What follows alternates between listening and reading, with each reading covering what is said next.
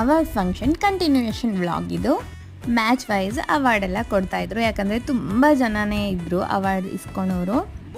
ನನಗಂತೂ ಕೂತ್ಕೊಂಡು ಬೇಜಾರಾಗೋಯ್ತು. Finally award ಅಂತ ಇಸ್ಕೊಂಡ್ರು ನಮ್ಮ ಯಜಮಾನ್ರು. ಅವಾರ್ಡ್ ಇಸ್ಕೊಂಡ್ಮೇಲೆ ಊಟಕ್ಕೆ ಹೋದ್ವಿ. ಊಟದಲ್ಲಿ ಫಸ್ಟ್ ಗ್ರೇಪ್ ಜ್ಯೂಸ್ ಕೊಟ್ಟಿದ್ರು, ಪುದೀನ ಜ್ಯೂಸು ಇತ್ತು. ಈ ಕ್ಯೂ ಅಲ್ಲಿ ನಿಂತಾಗ ನನಗೆ ಒಬ್ಬರು ಮಾತಾಡಿಸಿದ್ರು, ಅವರು ನಮ್ಮ ಸಬ್ಸ್ಕ್ರೈಬರ್ ಅಂತೆ. ತುಂಬಾ ಖುಷಿ ಆಯಿತು ನನಗೆ. ಫುಡ್ ಅಂತೂ ತುಂಬ ಎಮ್ಮಿ ಆಗಿತ್ತು.